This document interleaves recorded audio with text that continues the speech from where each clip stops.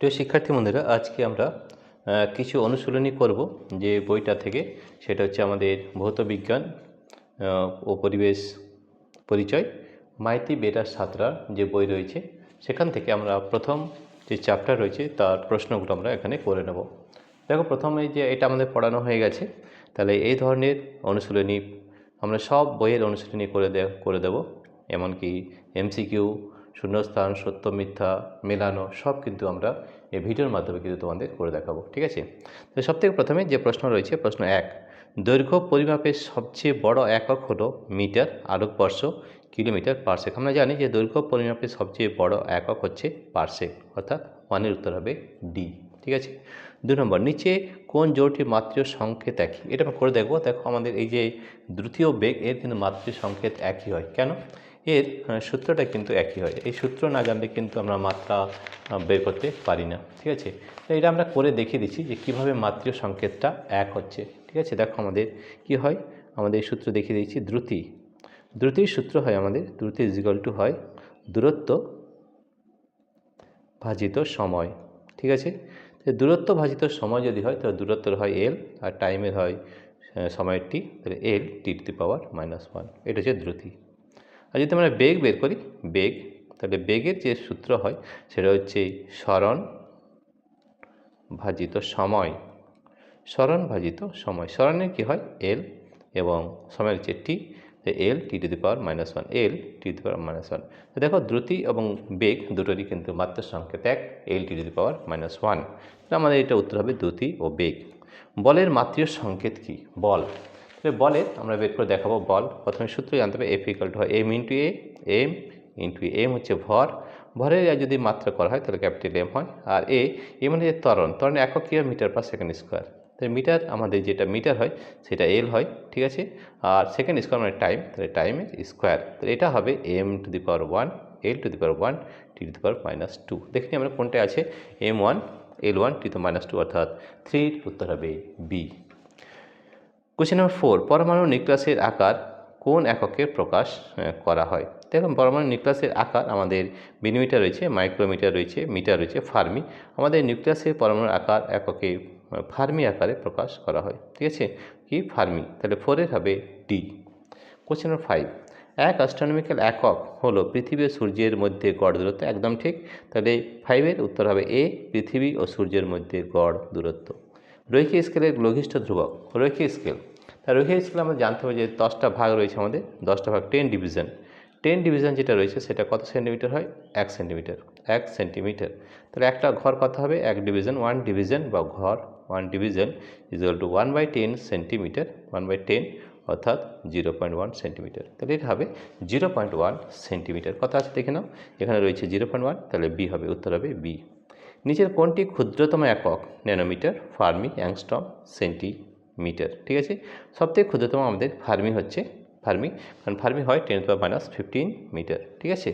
10⁻15 metre হয়, তাহলে সবথেকে ছোটো কিন্তু আমাদের ফার্মি। একটি বস্তুর ভর 2000 কেজি এবং আয়তন 2 ঘনমিটার হলে বস্তুটির ঘনত্ব কত? তো ঘনত্ব নির্ণয় করতে হলে আমাদের সূত্র জানতে হবে, ঘনত্ব যে ডেনসিটি, তাহলে ডেনসিটি = মাস/ভলিউম, অর্থাৎ ভর ভাজিত আয়তন। ভর কত আছে দেখে নাও, ভর রয়েছে 2000 কেজি, তাহলে ভর রয়েছে 2000 কেজি। আর আয়তন কত আছে? 2 ঘনমিটার, 2 ঘনমিটার হচ্ছে 2 মিটার কিউব। ঠিক আছে? 2 দিয়ে ভাগ করলে হবে 1000, তাহলে আমাদের উত্তর হবে 1000 কেজি পার মিটার কিউব। তাহলে এটা হবে 1000 কেজি পার মিটার কিউব, অর্থাৎ অপশান হবে 8-এর এ। ঠিক আছে? এরপরে দেখব আমরা কোশ্চেন নাম্বার 9। কোশ্চেন নাম্বার 9-এ কী রয়েছে দেখো, কোশ্চেন নাম্বার 9-এ রয়েছে আমাদের নিম্নলিখিত ভৌত রাশিগুলির মধ্যে কোনটি ভেক্টর রাশি? দৈর্ঘ্য, ভর, ওজন এবং আয়তন। দেখো, ওজনের মধ্যে আমাদের দুটো জিনিস আছে, মান এবং দিক, তাহলে উত্তর হবে ওজন। কারণ ভেক্টর হচ্ছে যে মান এবং অভিমুখ দুটোই থাকে, সেটা হচ্ছে আমাদের ওজন, তার উত্তর হবে ওজন সি। মাত্রাবিহীন কিন্তু এককযুক্ত একটি স্কেলার একটি রাশি হলো ঘনকোণ। এই ঘনকোণের কোনো মাত্রা নেই, কিন্তু তার একক কিন্তু রয়েছে, তাহলে উত্তর হবে ঘনকোণ সি। দেওয়াল ঘড়ির পেন্ডুলামের একটি পূর্ণ দোলনের জন্য কত সময় লাগে? দেখো, আমাদের যে পেন্ডুলাম রয়েছে, দেওয়াল ঘড়িতে একটা পেন্ডুলাম থাকে, এটাকে আমরা পেন্ডুলাম বলি। ঠিক আছে? তাহলে এই পেন্ডুলামের কি নিয়ম, নিয়মটা একটু বলে নিই। নিয়মটা হচ্ছে, যেমন ধরো এ বি সি 3টে বিদ্যুৎ রয়েছে। ঠিক আছে? তাহলে এ থেকে যদি স্টার্ট হয়, তাহলে এ থেকে সি পর্যন্ত যেতে সময় লাগে 1 সেকেন্ড। ঠিক আছে, এবং সি থেকে আবার যদি এতে চলে আসে তাহলে লাগে 1 সেকেন্ড। তাহলে মোট কিন্তু আমাদের 1 সেকেন্ড প্লাস 1 সেকেন্ড অর্থাৎ 2 সেকেন্ড আমাদের সময় লাগে একটা পূর্ণ দোলন। তাহলে এই পেন্ডুলামের ক্ষেত্রে হবে 2 সেকেন্ড। তাহলে এখানে 2 সেকেন্ড আছে কি না? দোলন দেওয়াল ঘড়ির পেন্ডুলামের একটি পূর্ণ দোলনের জন্য সময় লাগে 2 সেকেন্ড। 1 অ্যাংস্ট্রম সমান 10⁻10 মিটার। ঠিক আছে, এটা হবে 1 অ্যাংস্ট্রম 10⁻10 মিটার। একটি গড় সৌরদিনের মান কত সেকেন্ড? সেকেন্ড হবে 86,400, 86,400 অর্থাৎ হবে ডি।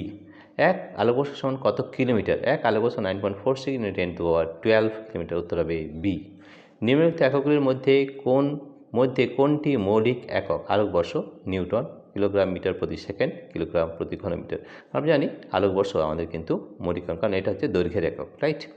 কোশ্চেন নাম্বার 16, নিচের কোনটি একটি লব্ধ একক? ভর, সময়, দৈর্ঘ্য, ঘনত্ব। ঘনত্ব আমাদের লব্ধ একক হবে, কারণ ঘনত্বের ফর্মুলা হচ্ছে আমাদের ডেন্সিটি = মাস বাই ভলিউম।